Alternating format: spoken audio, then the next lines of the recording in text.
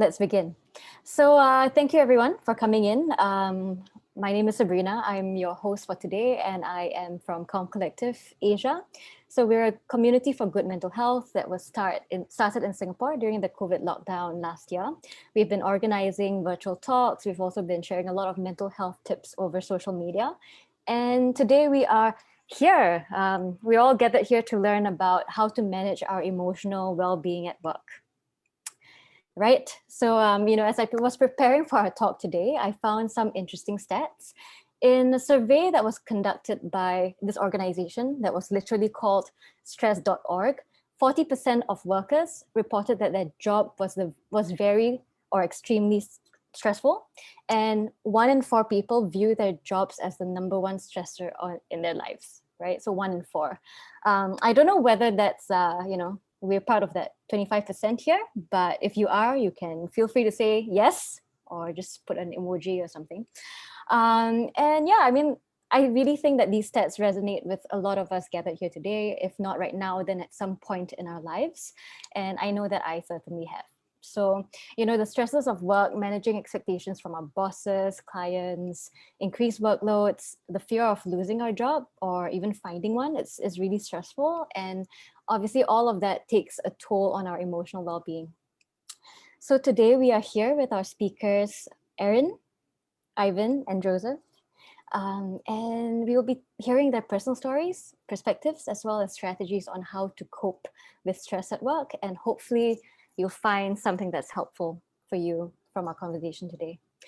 And before we get started, before I get them to introduce themselves, I wanted to give a shout out to our presenting partner, Mindline, a stress and coping website developed in Singapore where you can find a huge range of carefully selected resources, as well as a self-assessment tool that you can use to help understand your current state better. And from there, it will actually personalize the different recommendations for you. So it's pretty cool. I've tried it myself. We can go to our introductions now, and everyone feel free to unmute. I don't want to be the only one talking. So maybe let's start with Joseph, because you have the super professional mic. Hello everyone, my name is Joseph. I work at a Better Group. So at Better, we provide holistic and work training program for marginalized and youth at risk. So what I do is that I provide counseling and also teach emotional intelligence in classes and for our students. So I think in this, so this is a short introduction about myself first. Yeah. Hello everyone. Oh yeah, and you can also share, like why you're here today. Why is emotional well-being at work so important? Yeah, so I think in this pandemic situation itself, a lot of us are working actually very hard to maintain our work productivity while keeping our jobs, right? We experience a lot of stress, you mentioned stress, and we feel a lot of emotions. So I think taking care of our emotional well-being is actually very important, because poor emotional well-being can actually lead to poor mental health, and that can also result in poor work productivity, efficiency, so on and so forth, right? So I think that's one of the reasons why we should take care of our emotional well-being on top of our mental well-being as well. Definitely. Thank you, Joseph. Over to you, Erin. Hi, everyone. I'm Erin. I'm a mindfulness coach, and I work with organizations and individuals to introduce to them or to teach them the skills of mindfulness so that they can build emotional resilience and also just foster better mental health. So why I'm here today is because I've never really understood my emotions until I started practicing mindfulness. I spent about 10 years in the corporate life, going through cycles and cycles of burnout. And ever since I started practicing mindfulness, I realized it's because I had never understood or never looked inside to understand the emotions that were building up as stress was building up. So I think we grow up in a culture where we don't really address these emotions, not in our personal life, and all the more not at the workplace. So I do believe that a lot of workplaces can benefit from addressing or teaching ourselves how to be more aware and how to regulate our emotions better. So I hope to share more today about how mindfulness could help with that. Yeah, I'm super looking forward as well. Thank you, Erin. And Ivan, finally, what's your story? Who are you? And, why is emotional well-being really important for you? Hey guys, I'm Ivan Lim. I'm a writer by profession. I used to work in the newspapers as a journalist, and I suppose in my case, I'm not a mental health care or any of that sort of situation. I'm a professional, but I've had a life experience, right? When it came to mental health, and it was not a very pleasant one, and it had to do a lot with work and how um, it impacted my life. And anyway, I think I'm here. I feel that I'm here to share part of the experience, and well, coming from the point of view of a survivor, maybe. Sounds a bit bleak, right? No, but it's not as bad. So. No, it makes you strong, Ivan, because no, I recently learned a term, and that term was mental health expert by experience. And that's exactly what Ivan is here for, right? To share his personal experience. And I think that's one of the biggest ways to learn something, by personally experiencing it. So thank you for being here, and thank you for stepping up to share your story. If for those of you at home who don't know yet, Ivan has shared his story, and it was picked up publicly by Minister Masagos in Singapore, and yeah, he's kind of famous now. So no, it's really cool. You can go look him up, and you'll find the story. So yeah, let's begin. With the idea and the topic of emotional well-being. So I guess, Joseph, with your experience in counseling, I'm going to arrow you with this for this question. So what does emotional well-being mean, and what does an emotional well-being person look like in relation to work? And on the other hand, what does it mean to be emotionally unwell? Yeah, thanks for that question. I think it's a very interesting question, because a lot of social media posts, a lot of articles that we read actually talks a lot about mental well-being, hardly about emotional well-being. So I think it's a very good question to kind of think about what is emotional well-being and how it can actually affect our mental health, right? So when we talk about emotional well-being, it actually refers to the balance of emotions, experience in life, both positive and negative, and also the perceived feelings of happiness and satisfaction in life. How happy or how satisfied you feel, and what experiences you feel in life as well. So I think one thing for us to learn here is that emotions, feelings, and moods are different. So emotions are actually chemicals that are actually released when our brain, when we are triggered, and our brain releases these chemicals itself, right? So when we are triggered, that's when we feel angry. When you feel angry, we feel all the emotions and all the physical sensations that's coming in. Your heartbeats goes faster, your breathing rate goes up as well. All those are emotions, all those are chemicals, right? And then you have your feelings. So feelings are kind of emotions that you feel when you start to sit in with your emotions, and sometimes you can experience a mixture of emotions as well. So that comes, when you talk about feelings. Mood are more generalized. So when we talk about mood itself, it can actually be affected by the environment, how you're feeling, and it can actually last for weeks or even days as well, right? So when we talk about someone that is emotionally well, emotionally healthy itself, usually this person, like what Erwin mentioned, is able to regulate, his or her mood, is able to stay in the present, is able to a lot of times empathize with other people, work well with other people, take in other people's perspective as well. So continuously staying in the present, regulating his or her own emotions itself, right?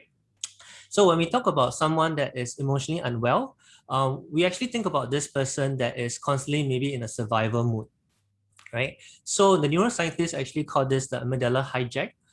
When we experience certain triggers in our life, that's when our emotional brain takes over, right? This emotional brain takes over itself. We feel a lot of emotions, and sometimes we react based on that situation, right? So when we are in that situation itself, constantly survival mode itself, right?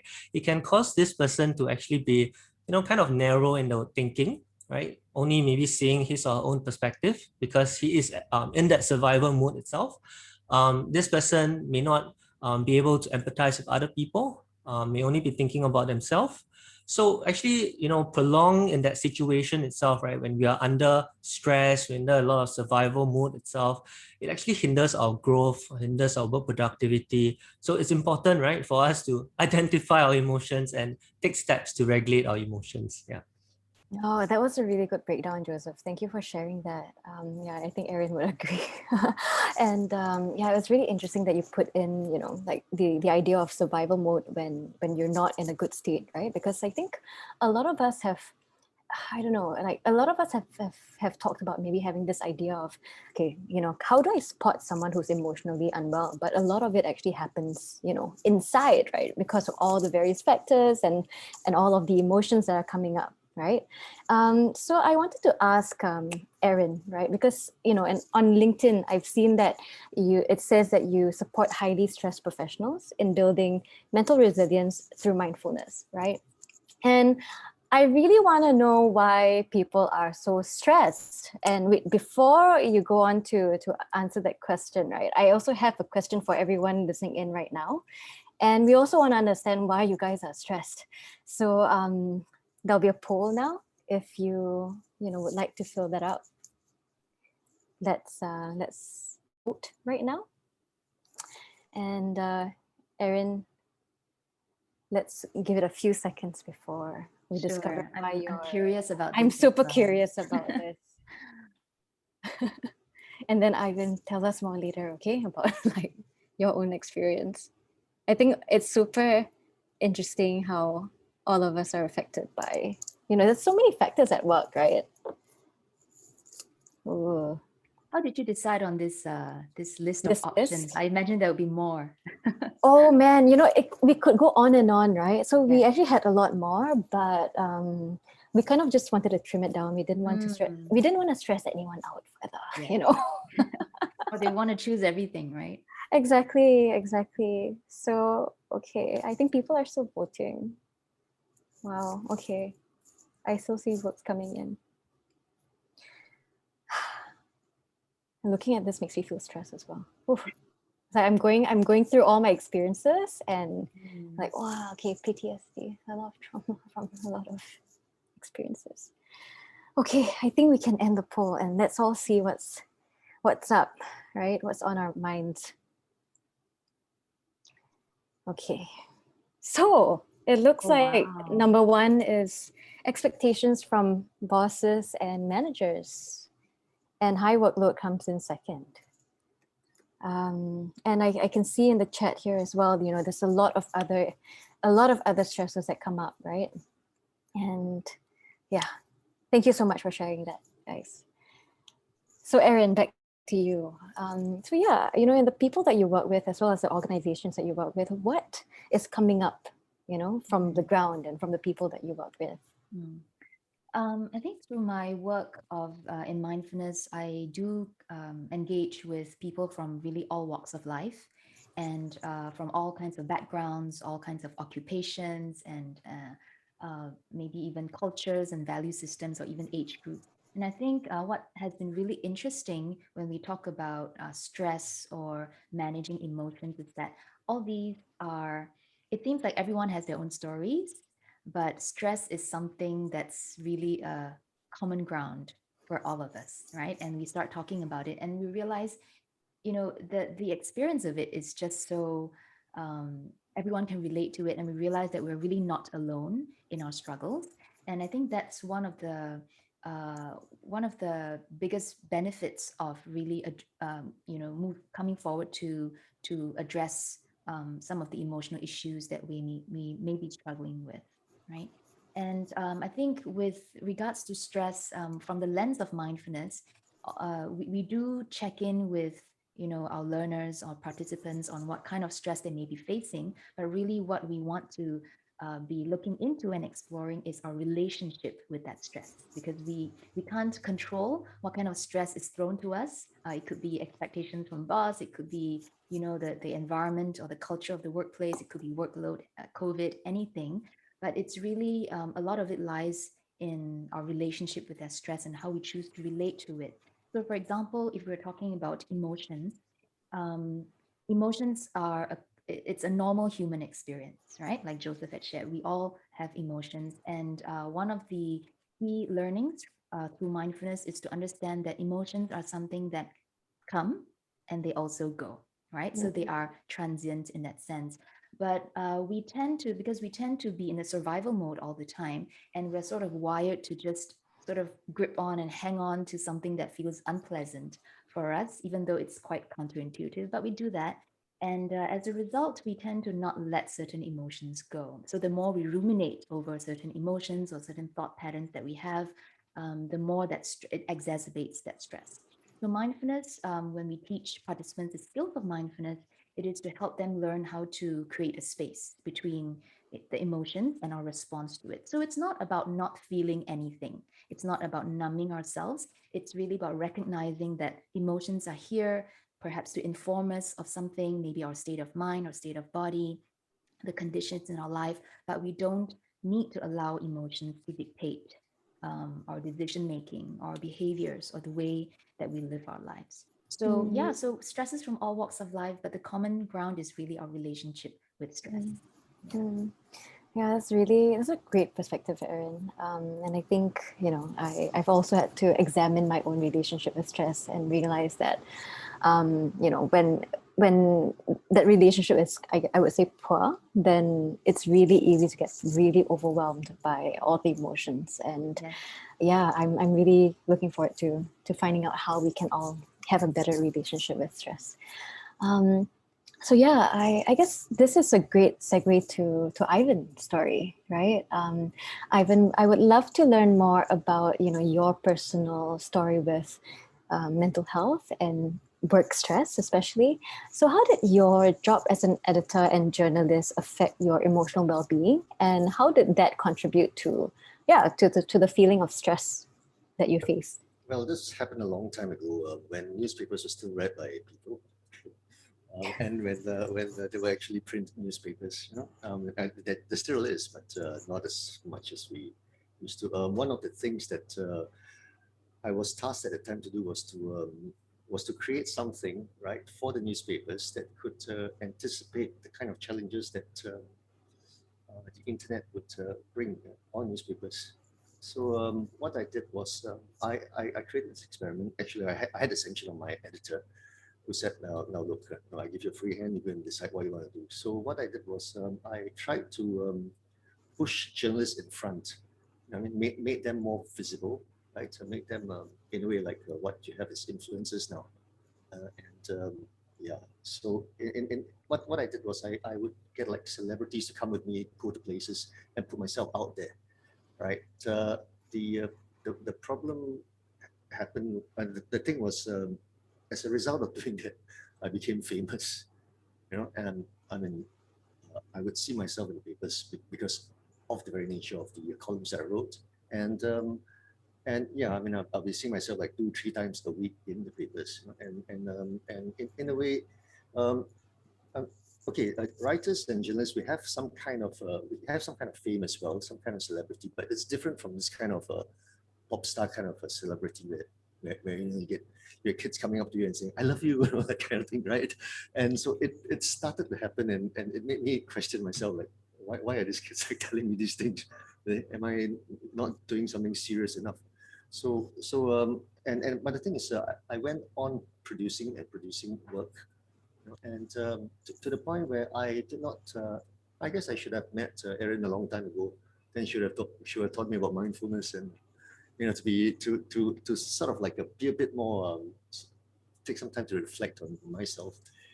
So it was like, because of the popularity, I found myself having to go to pubs and bars and clubs and meeting people, and it was a drunk night after drunk night, and in a way I made use of the drinking to sort of hide my own feelings, my own dissatisfaction over things, and the thing is, while I heard lots of praise about the work, people saying that, Ivan, do you mind? I think the mic is a little bit soft on your side. Is is it there a way better? to increase the Is it better audio? now? Is it better? Yeah. Sorry about that. I think it should be fine. Yeah. Okay. So with that, I think it all came to a point where I just crashed. I literally crashed my car first, right? And then when I wasn't driving, I just sort of had an emotional crash, emotional breakdown, and my mom found me in the ground floor of one of the rooms that wasn't actually used in our home, and when she saw me, she's quite forward thinking, quite progressive. She used to be a journalist herself, used to be a school teacher, so she actually called me and got me a psychiatrist the next day, and got it sorted quickly. Yeah, so I mean, I think a lot of it was just doing, getting like practically on what Joseph describes as survival mode, you know. Yeah. And you don't even realize that you're in that situation, in that state. Yeah, so I think having to talk to a mental health professional, psychiatrist, helped a lot. Helped put things in perspective. How did that help though, Ivan? Can you share more about how your relationship with, all the different stresses you faced changed through your recovery journey? I think I had to be extremely honest. Not just to the person I was talking to, right? But with myself as well. I mean, I needed to search my own feelings, about what was being said. Because once you're out there, a lot of people say a lot of things, right? Must have been very stressful. Yeah. I mean, I wasn't at all prepared for it. Yeah. Yeah. So the thing is that the good and the bad. You should. I felt that I was able after that talk with the psychiatrist to take the good and bad, and then and start to be honest with myself that okay, this is where I can improve. Okay, this is where I'm doing well, and just like accept criticisms or whatever people say, bosses, colleagues, peers, readers, and yeah, just be more accepting, and also in a way, for me it was also to empathize with the other side, the reader. I mean, it tends to be that way for me right now. My double vaccination against these things, right? It's empathy and honesty. That's a great one. Yeah. Empathy in the sense that I see what the other side is thinking, right? And I accept it could be a very critical way of saying something, or it could be rude. But the thing is, I learned to empathize and think of why that person is behaving that way, instead of like getting angry and getting all defensive and worked up. Letting the chemicals come out and getting very emotional. Wow. So I just calm down. And then the thing is, after that, I have to be honest. Take what's said and see whether there's any truth in that, and say okay. I mean, if it is not, then try it out. It's okay.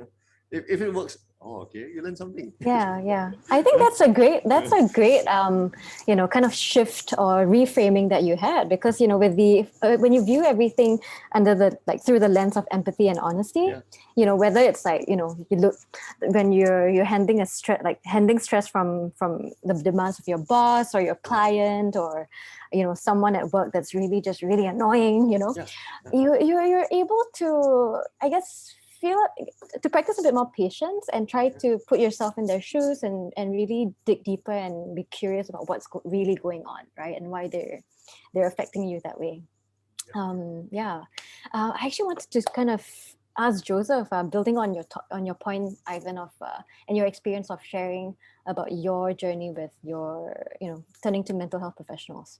So Joseph, as a counselor and professional practitioner yourself, what's that like for somebody who's looking for professional help? How can one get professional help in Singapore? What do you do, right? Because there's so many options available. If somebody is in the thick of their stress and needs to look for help, what should they do? Thanks for that question. I think we have a lot of talks nowadays talking about normalizing seeking mental professional help. I think those are wonderful and those are great. I think to further push that is that every one of us should, at one point of time, just see it as an annual health checkup. Go and see a counselor or psychiatrist, go and talk to, someone about your mental health. And I think we have been struggling in COVID situation for more than a year, right? I think it's best for us to just go and find out, go and find a mental health professional, just go and talk about how you're coping, how you're doing. I think it really will help, because sometimes just talking it out gives you a revenue, gives you an avenue to talk about how you're experiencing, how you're feeling as well. I think in terms of seeking mental health professional, there are a few people. First, you have the counselors, like myself, right? Practicing as a counselor itself, doing counseling. So we use therapies like cognitive behavioral therapy, acceptance commitment therapy, so on and so forth, even incorporating mindfulness even in our sessions as well.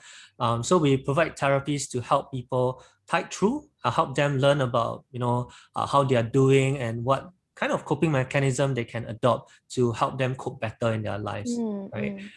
You also have your psychologists, right? Psychologists, they do a lot of assessments and they usually do psychotherapy itself, help you work through with some of the things maybe happening in the past.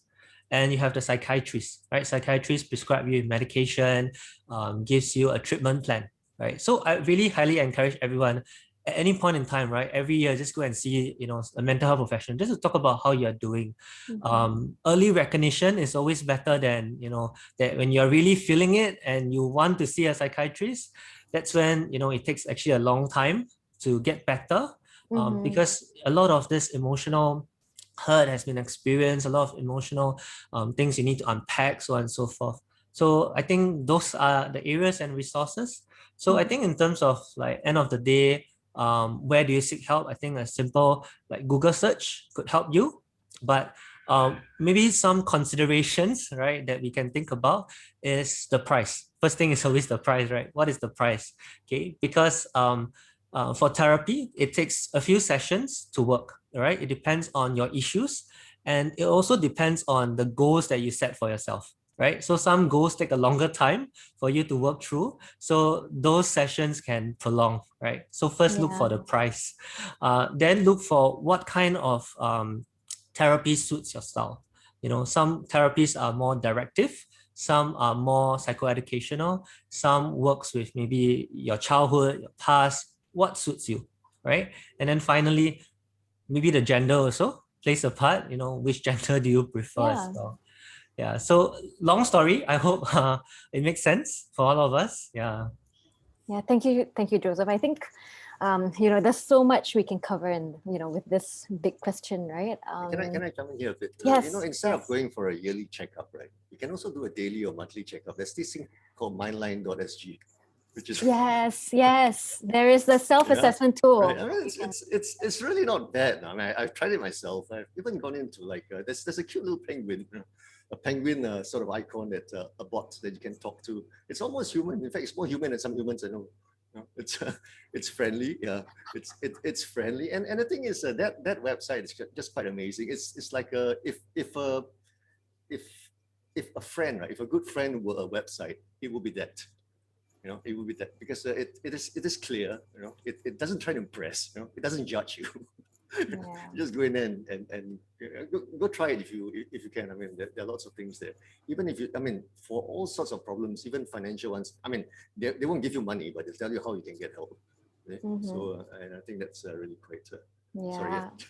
Oh no worries. I mean, thank you for sharing that, Ivan. I mean, what I do find interesting about Mindline is that there's that self-assessment tool. I found that really helpful in understanding the symptoms that, or at least the various benchmarks that you want to look out for to determine whether or not you should be looking for more help, right? Because I think a lot of the time, because we're not very sure how to handle our emotional well-being. We're not very equipped to do that, especially in our context in Asia, in Singapore. So I think just being able to like go through a quiz helps us realize where we are, because we're very good with quizzes and exams, right? So that we can do, but so I think it's definitely a good tool. So thank you for sharing that, Ivan. And we can share more about that at the end of our chat as well. But there's so many more questions coming in, and I also see in the chat and also in the Q&A some stuff coming in. So now I want to ask Erin a question, actually. So Erin, there's a question coming in about mindfulness, and so this is more about taking a step back. Let's understand mindfulness and how it came about, right? Did it evolve from Buddhism? How did this become more widely and secularly practiced? And maybe you can start with, really just sharing with us, what exactly is mindfulness about and how can we actually practice it day to day, right? Yeah. I don't think I could I have the time to go into details about where it's We'll coming have from. another talk. Yes, exactly. But there is some influence, of course, from Buddhism, from Eastern traditions and spiritual traditions. But the way that mindfulness is practiced nowadays is almost entirely secular. Of course, it depends on where you're looking at in which discipline. So, for example, in mental health, it's almost always practiced in a secular way. So, what is mindfulness? The most common understanding out there is to just be present. But I think if we were to just only keep at this level of understanding, then it can be very limiting to how much we can practice it and benefit from it. So I guess I could summarize it into the 4 skills that I usually teach my learners surrounding mindfulness. So the very first skill is very beneficial and helpful for emotional intelligence, emotional awareness, and that's our ability to just be aware. We live on autopilot nowadays, right? So we are really not we are not aware of what's going on inside of us, outside of us. So the ability to notice ourselves, our internal states, is very important, and it's always the foundation for everything. The second skill is the skill of focus, which is something that we really lack nowadays because we're in such a distracted world, right?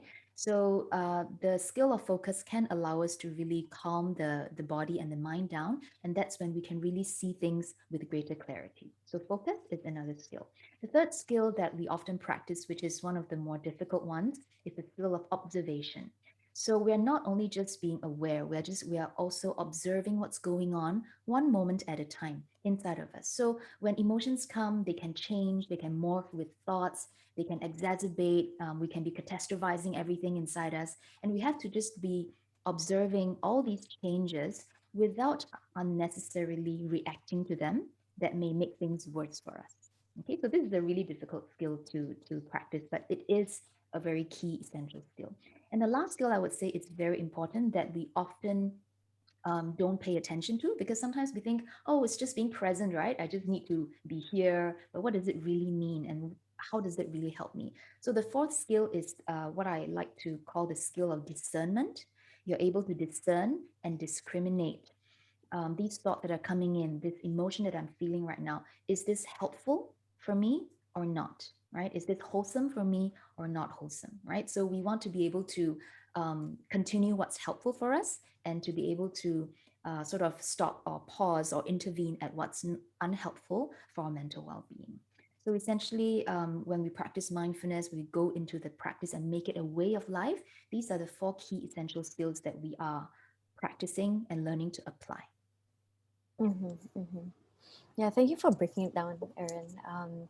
And I think, Joseph, you also mentioned something about mindfulness. And I was very curious to find out what, because like all of us are, we're all looking for something that we can practice day to day. And with the people that you work with, right? What kind of like practical tips have you, shared with people, or what has worked for the clients that you've worked with?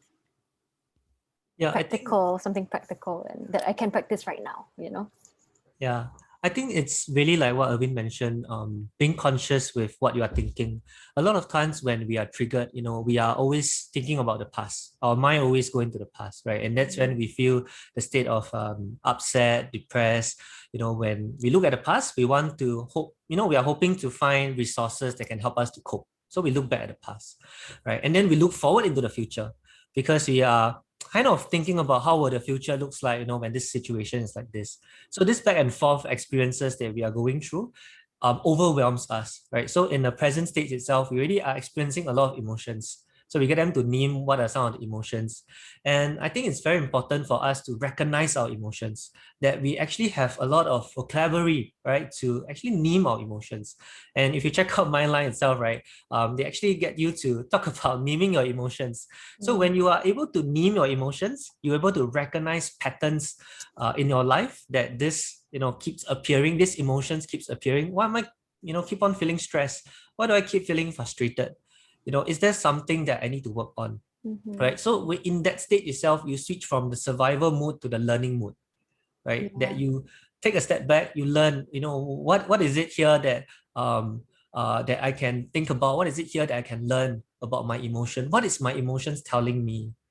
What is it sending me a message? So I teach emotion intelligence. And a lot of emotional intelligence, what I find is that it's quite similar to what mindfulness does as well, talking about staying in the presence, recognizing your emotions, being able to even consider consensual thinking itself, how your thoughts affects your feelings and your actions, so on and so forth, right? So all these are very helpful things that we can apply. I think in summary, maybe at the end of the day itself, end of this talk, just ask yourself, what am I experiencing? What am I feeling now? What is this emotion telling me? Yeah, definitely. I think, one thing that I saw in the past couple of years that really helped change my relationship with emotions, right? The idea of emotions was this feelings wheel. I don't know if anyone's seen that before, but what I realized was that, yeah, there's many words to express sad or happy or, frustration. I mean, like all the different feelings have even more nuances, right? And I think when you get in touch with all the different aspects or the entire spectrum of the feelings, you're able to really work with it a lot better. Yeah. So thanks for sharing that, Joseph.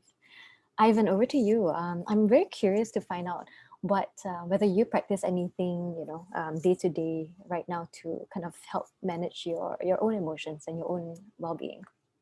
Well, I tend to reflect a lot on at the end of the day, or whenever my day ends, because I mean now with the this excellent COVID-19 thing, right? We don't know when to start work and end. But yeah, I mean, I make it a point at some stage to like look back at least the last 24 hours or last 12 hours. So you have to think whether you've acquitted yourself, you've done enough.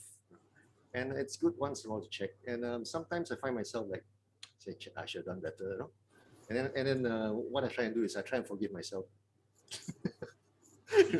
And yes, that sort of like helps you to do better the next day, maybe. Yeah, I mean, like if you just bang your head against the wall because you did not do something right, and you're just not getting better. You're just not solving any problem. So it's just look back. I have my music, my guitar behind, right? So, and in a way, it helps me because the musical instruments, just like sports, right? I mean, they require some kind of physical engagement, involvement. So the thing is, you see, guitar is like easy to play. I mean, I've learned it to a very high level, like professionally. I don't play professionally, but it's a hobby still. But I noticed that if I played a piece badly, right, then something is wrong. Am I tired? No. Am I upset? Things like these. Because it's my body responding to the music. So that in a way is also part of my check, my evaluation of the day. So if I find myself like I'm playing nicely and all, then I realize that okay, I'm not that tired. If I can't even hit a note properly and make the guitar sound the way I want it to, then maybe I need to take a break. Yeah. So in a way, I mean there are tricks that the hacks that you all would have, right? And this is just mine. And, we need to like evaluate. I find myself like going back and looking back and seeing how well I've done, assessing myself. I think that's a great point. Yeah, I mean, being honest with yourself, and I think you brought up a good point in saying that we all kind of have to find what works for us, right? Because it's not a one size fits all solution. Whether you look at even medication, or if you look at even mindfulness, it's practiced in very different ways, right? And there's many different ways to practice mindfulness.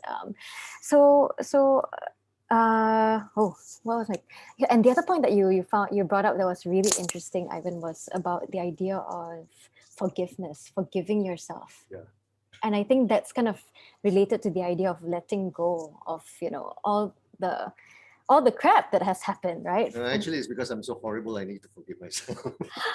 No, but the thing is, I think a lot of us, at least for myself, I know that on some days I find it very hard to let go and forgive, right? And when I cling on to it, that's when all the emotions come up, Yeah. anxiety, worry, even like depression might come up, right? So thank you for sharing that. I think that was something that we didn't really discuss, but it's a great point. Thank you, Ivan. So I wanted to kind of go back to the poll that we were asking about just now, right? And the top two stresses that people were facing were stress from the demands that they were getting from their bosses or managers, and the high workload that they're facing. So maybe Erin, do you have any thoughts on this and any advice for people at home who have who are experiencing like lots of stress from their bosses and workload as well? Like, how do they draw their boundaries? What do they do? How do they deal with all these things? I think this is a tough question, Sabrina, because when we talk about stress, there is stress that comes within your control, and there is stress that's beyond your control, right? So when we address well-being at the workplace, mental wellness, or managing stress, I think as a mindfulness coach and well-being advocate, I think something that I am most concerned with is that certain practices like mindfulness or other wellness or even mental health itself is taken to be a tool, that is just being offered to employees. So for example, when we introduce mindfulness via a workshop, a one-off talk, and it's offered on company-wide to employees and say, here's your tool, here's what you can do with mindfulness, and just use it and you'll be fine. So it's a little bit, I've read an article somewhere about mindfulness running the risk of becoming like you're gaslighting people. Like, if I can't manage my own, even with all these tools, then it's my fault, right? But at the workplace, I think it goes beyond individual well-being. It's a collective well-being as well, because we are a community, it's an organization. So the change often also has to come at the structural level, the organizational level, more than anything. So there are many companies out there, MNCs, big organizations that have wonderful campaigns. Google, for example, IBM, they're all adopting mindfulness. And I also have personally worked with SMEs, smaller companies that they really want to deepen all these well-being initiatives for the employees. And I think management has to be a big part of that, not just in calling the shots, but taking the lead. So if you are giving employees the tool of, say, mindfulness, and you want them to practice it, then you yourself have to practice it and be able to bring that and integrate that into the workplace itself, not just as a one-off tool, but into the day-to-day workings of the company and into the culture itself. Definitely, I agree. It has to come from the managers, right? Because on management level, because as when you're not quite there, it's really hard to affect change, and it's also really scary to do that, right? So Joseph, I know that you also work with organizations, right? So can you tell us more about how you work with them, and what you and whether you've seen any like good examples as well of good practices that organizations have done? I think circling back to the part about expectations first, I think one of the things that, like what Irvin mentioned about what is controllable and what is not within your control, I think another thing that we can learn is to learn how to be more assertive and in communicating what our feelings are, considering what others are also feeling, right? So when we communicate our own feelings and how we are going through, and taking consideration of what your boss's expectations are, kind of communicate that back, and then communicating, right, helps your manager to also know how you are doing. Because a lot of times, if we don't communicate that we are not doing well, right, your bosses will not know. And if your bosses is seeing that you can capable, right, do and keep doing, he's going to give you more work to do, right? And at the end of the day, you're going to burn out and you're going to experience a lot of mental health issues. So learning how to be more assertive in communicating your feelings, how you are going through, really, really helps, because that is within your control. That is what you can do, as a human being, right? When you are experiencing all this, and you need to tell them about it, when we talk about managing expectations itself. So coming back to your question, right, about what some of the organizations have done. So at Better Group itself, one of the things that we're trying to do now, Better is established for close to 10 years. We have launched our nonprofit arm, Better Lives. So recently we have been, trying to do a program called Creating Inclusive and Empathetic Workplaces, teaching workplace leaders how to identify emotional breakdowns, how to identify mental health, how to even have more self-awareness about their own emotions, because our emotions will affect other people, right? So that is one. I think on top of that, what are some of the good practices in my organization? What we do is that, before every meeting that we do, within my team itself, we'll actually do a check-in and ask everybody how they are experiencing and how they are coping at home. So just the kind of just spending that 10-15 minutes just talking about, your emotions and how you're doing, makes it like normalizes that kind of behaviors instead of rushing into agendas, meetings, doing work itself. Just having that social connection while working from home, it's wonderful. And I think the last thing, what I've seen here is that the leaders here are really vulnerable, very open in expressing their emotions. So I've seen leaders at my workplace cry, and this emotion itself brings a lot of connection. It brings a lot of trust, that you can actually share some of these emotions with people, right? So these are some of the good things that I've seen. Just as leaders, right? Some of us here are leaders. Be open to talk about your emotions. And when you see, let's say, an employee or someone, not performing well, go up to this person and ask, how are you? Instead of asking, what have you done wrong? Right? That changes the whole lens of how you see the whole thing itself, right? So I think those are some things that I've seen. And recently, we also know that more and more people are taking up employee assistance program. Big organizations are able to have such programs to actually help people support.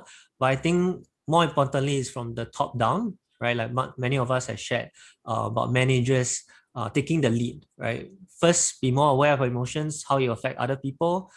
Demonstrate empathy, transparency, like what Ivan mentioned, right? Honesty, just be open. And I think when everyone is open, transparent, it creates a lot of trust, it brings a lot of relationship, and just imagine that kind of workplace.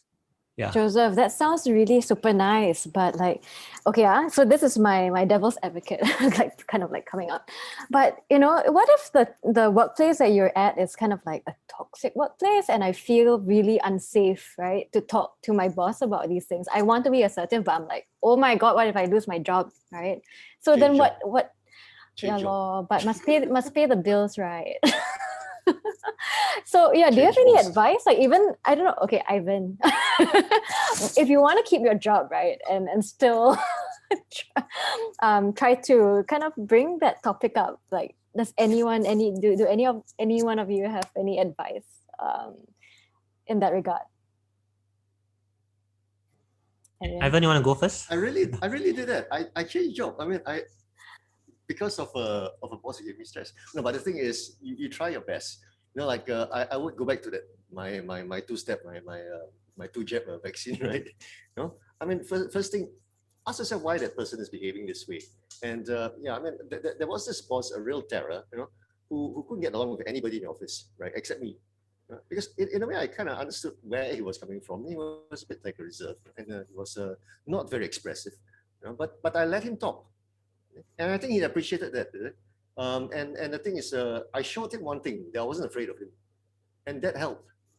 And a lot of it is he just looked grumpy most of the time, and people look at that as being very fierce, so they did not dare approach him. But being like being fearless, or maybe just foolhardy, I just walked in and talk to him and say, hey, why is he grumpy? and it sort of broke the ice, and he talked, and it sort of opened up a bit, and it got better. I mean, but the thing is, so eventually it's like you start to share. You come from a place where you want to learn from him. In a way, not to fan his ego or to boost his ego with any of this stuff. But the thing is, he's the boss, much older and had a lot to teach. You see, so I just pick on those things. I mean, nothing to lose. What I just talk to him. I just asked him how he thought of certain things. Why he did certain things. And then he said, "What are you asking me?" I learned from you, lah. I mean, you can teach me, right? And in a way, he felt happy, So it was a bit of an engagement out there.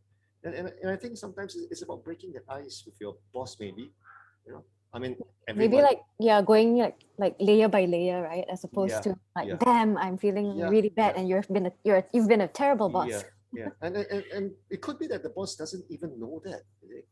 Empathize again with the boss. Does he do it? Is he doing this deliberately? Most people would think so, but maybe. And the thing is, years later when I talked to him, he said he had no idea. He had no idea why people were behaving that way. That's a great point. Yeah, so I guess that the idea of empathy again, right? And I think I would also like to believe that usually people don't mean or don't intend to cause harm to you. Usually it's coming from a place where they're maybe lacking awareness, right, or lacking experience. So I think very good points that you brought up, Ivan. Thank you. And we assume wrongly also. And we also, yes, totally. I've been guilty of this for sure. So wow, we've nearly come to an hour already, so we have only a little bit of time for Q&A. So I'm just going to jump over the Q&A right now, and I wanted to start with this question, and I think this is for Erin.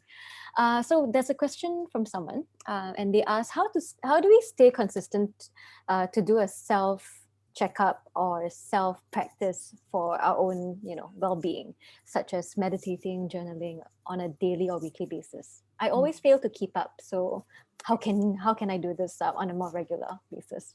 Okay, so maybe to offer some assurance, as personally as a mindfulness coach, sometimes I also fall off the wagon, and it's really hard to keep consistent, especially in this day and age where we're living in this modern lifestyle, and we just keep going all the time. There's just no time for ourselves, and we really do have to carve out time, and of course we have to try and do it as skillfully as possible. So what has really worked for me is quite counterintuitively rituals and routine. What do you mean by that? It means that you really have to plan it out, and you have to stick to it by just doing it religiously, so that it really builds that habit and pattern in you. And what I have found to be helpful, so let's say you're determined to meditate, right? You practice maybe just 10 minutes a day, but you can't find 10 minutes. And I think it's quite scary if we can't even find 10 minutes a day to be still and be with ourselves. But let's say you really can't find the time, or you just keep missing it because you procrastinate. It helps to tag it behind an already routine activity that you have. So think of something that you do every single day, religiously without fail. So maybe it's having your first cup of coffee. It's a must-have for you. It's already built in and wired in. So you tag it maybe behind. So after my first cup of coffee, I'm going to stay still and meditate for 10 minutes, right? So I find that helps. So we need to find a specific time of the day to stick that in, right? And journaling itself, even though journaling itself is a habit on its own, this habit actually helps to support the other habits, well-being habits that we have. So journaling, definitely, it helps to externalize and make sense of our experiences as we're practicing. So this is something that we really need to keep to. So this is something challenging, but it is not impossible. And we just have to learn to do it cleverly. And also one last point is the support of a community is important for us to sustain these practices. Having a community to hold each other accountable for that, check in with each other, like Joseph had shared just now. So I think it's very important for companies, organizations to be able to build this community within. So I can imagine within Better Group, you would have this community where you check in with each other. So you hold each other accountable when you ask each other these questions. So it's important, to work it into the culture, into the community itself. Yeah. Thank you so much, Erin, for that. Thank you. Okay, so I also saw a couple of questions on burnout. So this one is, I think we've been talking about burnout quite a bit, especially during the past year, right? And we all know why, don't have to say why. So maybe this question is for Joseph. Could you share more about the difference between burnout and depression and anxiety? Yeah, I think this is a very common question. I would sum up burnout as simply dragging yourself out of bed every morning, right? When you drag yourself out of bed and you don't feel the motivation, you feel very sian, that I don't want to go to work, face the boss again. You start to drag yourself, your productivity goes down, and you could be experiencing, signs of burnout, and this stress keeps coming in. And we talk about optimal stress, right? Optimal stress is that when you reach optimal stress, you reach peak performance. But prolong of the optimal stress itself, you reach that burnout. So if you don't reach the optimal stress, if you don't have enough stress, right, you have boredom, right? You feel very bored, no motivation in life, but you just need to have the right amount of stress, right, in order for you to have peak performance. But prolong of that stress leads to that burnout, right, situation itself. So I think that is burnout, and I think if you want to know more, you can go and watch back the Calm Collective. Yes, we actually had a talk on burnout, so Shout please go out watch to that. your Thank burnout. you. Oh man, but there's so much more we could Learn talk more about. of it, yeah. Yeah. We actually had a talk about that. So thank you for sharing, Joseph. Yeah. And I think if you talk about like depression, right? Your depression, loss of low mood itself, constantly feeling low mood. You have MDD, major depressive disorder, and then you have dysthymia itself. Both are very different. So major depressive disorder itself, this person experience consistent low mood, loss of interest, start to lose weight, even have suicidal thoughts, and these are some signs to look out for. And actually, if you look out again, shout out for Mindline, right? They have all those resources out there. They have all those signs and symptoms for us to look at. Those are good because sometimes we just need to have a name to what we are going through, right? And when we have a name to what we are going through, it brings a lot of comfort, right? And I think those signs and symptoms is not for us to then go into our workplace and say, I think you got depression, I think you got anxiety disorder. Don't do that, okay? Because it's not helpful, right? It's not demonstrating empathy itself. Yeah. And I think I just want to add on to what Erwin mentioned about building this habit, right? I think what we can do now, each of us, is to just take out your phone, just schedule an alarm, right? And just put in that time, right, of doing self-care, of doing mindfulness, right? Each of us do it right now. When the alarm goes off the next day, you get a notification, you will be reminded to do it, right? So these are just some things that I thought good to share. For sure. Thank you, Joseph. It's super practical and lots of things that we can follow up on already. I have all my mental notes. So we've got so many questions coming in, right? And so before we get to our last couple of questions, I know we've already hit our hour. So anyone who's asked a question, we will try to follow up after the session as well. We will ask our speakers today to answer some of the questions, and we'll post them up on our Instagram for both Mindline and Calm Collective. So please keep on just following our content, and you'll be able to learn a lot more about mental health and how to cope with it.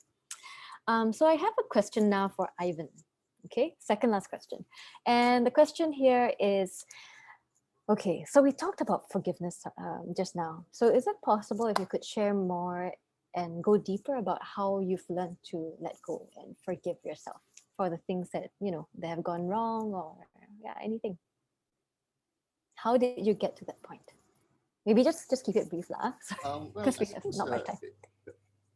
I mean, maybe as when I was younger and a bit more idealistic, right? I mean, I had expectations of myself to do something, and I would really beat myself up for like not achieving it. See, now it's like if I'm close enough to it, it's okay. See, and it's like it's setting a realistic expectations for yourself, and like even if you don't do it now, right? Set your failure standards a bit lower, in the sense that, okay, you don't achieve it now, maybe you achieve it tomorrow, still not so bad, that sort of thing. Okay? So and for me, I think that with that, I'm actually moving closer to my goal anyway. See, without having to beat myself up for like not achieving something. Mm-hmm. So yeah, I mean, for me, it's mainly that. It's not that my standards have fallen, right? But in a way, the lessening of the pressure sort of allows me to perform slightly better. I mean, this is like the optimal stress thing. If you put stress on yourself so much through the whole time, right, you find yourself just stressing out and not actually achieving anything from your efforts. And whether it is like playing my music, writing a book, writing a story, I tend to now a sort of like I'm able to pull out of it. And I sometimes get my best work actually when I'm more relaxed. And by being a bit more forgiving of your own lofty standards, sometimes can allow you to achieve those things a lot better. Yeah, I think it sounds like you've done a lot of work, Ivan, in the past years to get to this place where it sounds like you're a lot more calm. So it's really great. Personally, for me, I recognize that I get quite anxious sometimes in the mornings. Sometimes I don't sleep super well because I'm like, oh, there's 10,000 things I haven't done, want to do, and maybe did not do very well on. And the first thing I do every morning as part of my routine is actually to ask myself, what can I let go of? So yeah, I think Erin, and combining Erin's and Ivan's stories, that's what I do for myself. Nowadays, yeah. I even prioritize the point where I fit all that I need to do on one post-it note. That's great. In Simplifying a sense that, everything. yeah. If I can't fit it in one note, right, it's too much. It's not going to happen. And the thing is, I concentrate on doing those things well. You know what I mean? And it's a lot better than trying to achieve like one list that's longer than my face. For sure. I think everything you've shared is super practical. And I think all of us can practice that tomorrow already, right? So I just wanted to wrap up with our final question. And this goes out to everyone, right? And I'll start with Erin. So the question is, what is one mental health practice that we can do right now before going to sleep to help us feel better? I think before we go to sleep, we tend to have the habit of doing a lot of stimulating stuff. And whatever you do before bedtime, you're going to carry it into your subconscious and it's going to be wired in. So it's important. So I personally like to take the half an hour before I go to sleep to just do nothing. And when I say do nothing, it really means I'm not even on my phone. And it's best if you can practice a bit of mindfulness before you sleep. That is the best thing. It may not work for everybody, but it's worth a try. I think that's something that everybody could try doing. And I just want to sneak in one more in the name of mindfulness. Assuming that we all brush our teeth before we go to bed, please brush your teeth mindfully instead of going on autopilot or doing multiple things at once. Ask yourself, how do I know that I'm brushing my teeth? If you are asking yourself this question, you are already practicing some moments of mindfulness. That's amazing. I will practice that. Thank you, Erin. How about Joseph? What would you share? Yeah, so I think Owen mentioned my point, so I have to think on the spot, right? One about thing brushing teeth, is it? No, not about brushing teeth. Yeah. Optimal strategy. No, I think one of the things that maybe we can do, because a lot of us are working from home, is maybe to declutter our space, right? Declutter our workspace. And sometimes if our workspace is filled with a lot of things itself, it can affect our emotional well-being and our mental well-being, right? Declutter your space. And I really like what Ivan mentioned, right? Writing, what you need to do on a to-do list itself on a note, post-it note, right? Maybe another thing that you can do is write down what is your goal, right? That you hope to achieve in a post-it note and stick it, somewhere that when you wake up, you're reminded of, right? So you're consciously reminded to do certain things, do something about it. Yeah. So declutter your space, do a post-it note, right? Remind yourself of the goal that you have set for yourself. Fantastic. Thank you, Joseph. I need to get post-its, huh? Okay, thank you. So Ivan, over to you. I know you've shared so much with us already today, but but we haven't talked about like a nighttime routine. So Ivan, could you share with us that we could do right now to help us feel better? One thing I actually do is think of people say think happy thoughts, right? But go a bit deeper. Think of the people who make you happy, and that works for me. You see, and it kind of helps you to realize that you're not alone. And I think many times our problems, we just feel that we're so alone, right? Nobody understands us, nobody loves us. I mean, it's never true. I mean, even the people who I know who have taken their own lives, right, had so many people crying for them after death. So things realize you're loved, and think of those who love you the most. For me, it's my wife and my son. You know, my mom also. Yeah, I'm sure. I think she's somewhere in the audience.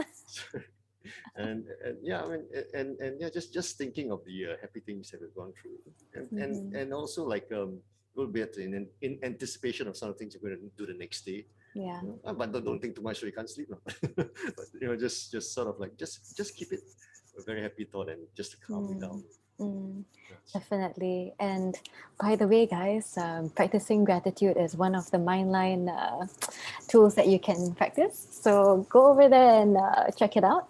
And I think before we end, just wanted to check with everybody, what is everyone grateful for today? You can just put in a word or a person, a name of a person. They may not be here. And I'm very, very grateful for having everybody here today in the room.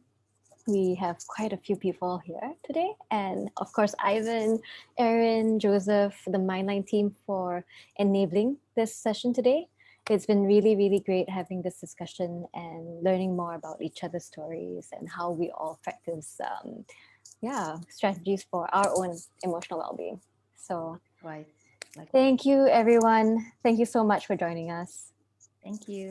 Thank you. You do that like this. Like this. So now it's like this, like that. It's a heart. Yeah. Or like this. But if you want to make it even more like complicated, we can kind of do it in the frame. Sure. But there's someone's like that. So I think whoever's on top will be the heart, like the top heart, and then the bottom angle. But it's too much work, so we won't do it. Like this is good. So I think we can take a photo here. Why don't we do that? Sorry guys, if you're just watching, this is just for us, but you can stay. So Ivan, Erin, Joseph, time to do this. I can't do two because I have to take screenshots. Okay. Thank you, everyone. Thank you. Alrighty. Okay, we're gonna end now. Thanks, everybody. Check out mindline.sg. It's a great platform, self-assessment tool. Check out how you're feeling. It will really, really kind of, reveal some insights on how you say hi to Weiser for me. And say hi to Weiser, the penguin, super cute. So yeah, please go check it out. Thank you very much and have a good night. Thank you. Bye.